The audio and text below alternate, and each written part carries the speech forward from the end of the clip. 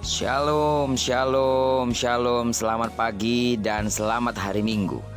Terpujilah Tuhan, di pagi yang cerah ini kita patut bersyukur sebab dalam anugerahnya yang besar sekali lagi Dia telah memberikan kita satu hari lagi, tepat di hari Minggu tanggal 25 April tahun 2021.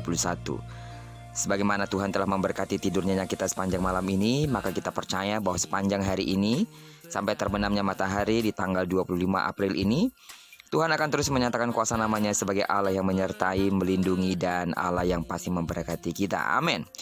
Saat ini sebelum kita lebih jauh melakukan seluruh aktivitas kita, dan secara khusus karena hari ini adalah hari Minggu, sebelum kita beribadah secara onsite maupun online, mari kita sama-sama kembali meneduhkan hati kita untuk merenungkan firman Tuhan yang akan menjadi pedoman dan pelita hidup kita dalam menjalani hari yang luar biasa ini. Dan tetap perenungan kita akan tetap kita ambil dari pembacaan 40 hari bersama kitab Keluaran. Hari ini kita telah memasuki di hari yang ke-34, itu artinya kita akan baca kitab Keluaran pasalnya yang 34, ayat yang pertama sampai dengan ayat yang ke-35. Saya percaya jika saudara terus setia mengikuti pembacaan Alkitab satu hari satu pasal ini, Anda akan semakin memahami dan mengenal Allah dengan benar. Amin. Baiklah, sebagai pengantar renungan kita hari ini, saya akan coba bacakan untuk kita ayatnya yang ke-21. 6 hari lamanya engkau bekerja, tetapi pada hari yang ke-7 haruslah engkau berhenti. Dan dalam musim membajak dan musim menuai haruslah engkau memelihara hari perhentian juga. Tuhan telah mengatur kehidupan manusia sedemikian rupa. Ada saat bekerja dan ada pula saat untuk beristirahat. Siang untuk bekerja dan malam untuk istirahat. Tuhan menciptakan dunia dalam masa 6 hari. Dan pada hari ke-7 Tuhan berhenti dari segala pekerjaan penciptaan. Dia memberkati dan menguduskan hari itu. Ketika Tuhan memberikan kembali 2 loh batu yang berisi 10 perintah Allah, sebab kita tahu dalam pasal sebelumnya kita telah melihat bahwa 2 loh batu yang pertama telah dihancurkan oleh Musa dalam kemarahannya, karena bangsa Israel menyembah patung lembu emas yang dibuat oleh Harun sendiri. Lalu pada kedua loh batu yang berisi 10 perintah Allah yang baru ini, Tuhan memerintahkan agar hari ke-7 bangsa Israel beristirahat.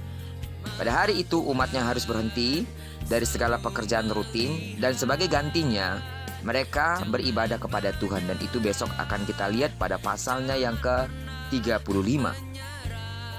Dan hari ini tidak secara kebetulan juga pasal ini datang kepada kita, sebab hari ini tepat di hari Minggu, di mana kita akan beribadah kepada Tuhan pada jam yang sudah kita sepakati bersama.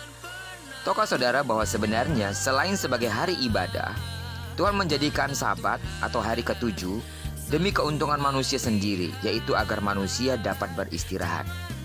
Ya. Dengan adanya Sabat atau dengan adanya hari ke-7, kita dapat beristirahat dari rasa lelah kita, dari rasa bosan, dan dari semua pekerjaan-pekerjaan yang sungguh menyita pikiran dan perasaan bahkan hati kita.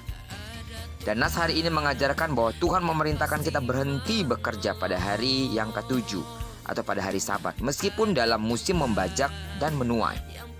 Padahal kedua musim itu paling penting. Bangsa Israel sangat sibuk, ditambah lagi masa untuk membajak dan menuai sangat pendek.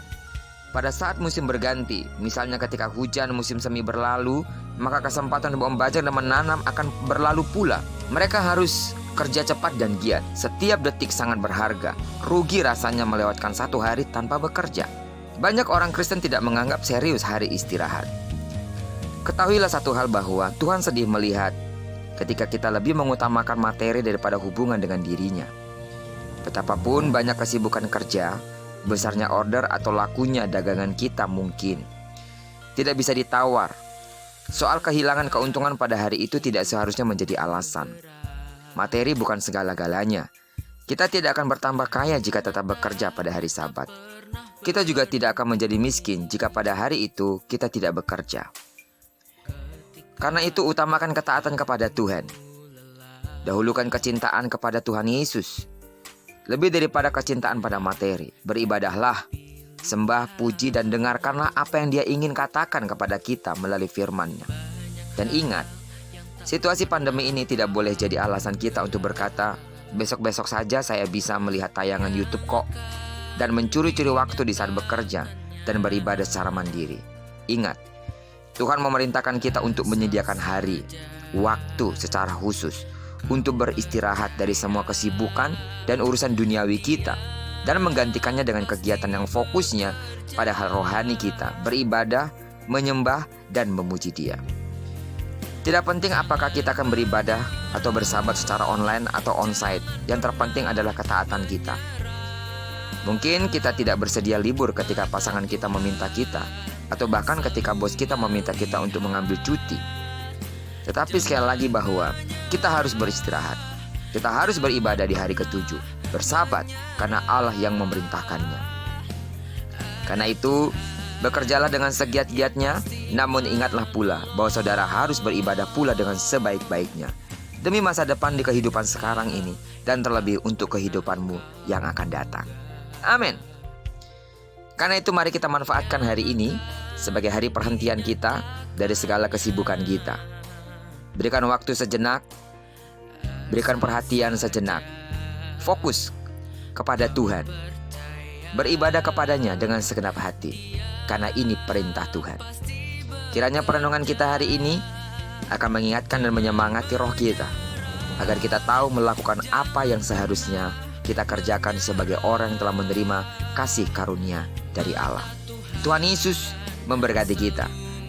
Diberkatilah kita hari ini, dan digenapilah perjanjiannya yang menyatakan bahwa apa yang dikerjakan tangan kanan dan tangan kiri kita dibuatnya berhasil. Bahkan kemanapun kaki kanan kaki kiri kita melangkah, di sana kemuliaan Tuhan akan dinyatakan. Diberkati pula kita bersama dengan orang-orang yang kita cintai, bersama dengan orang-orang yang kita kasihi. Terpujilah nama Tuhan. Selamat hari Minggu. Shalom.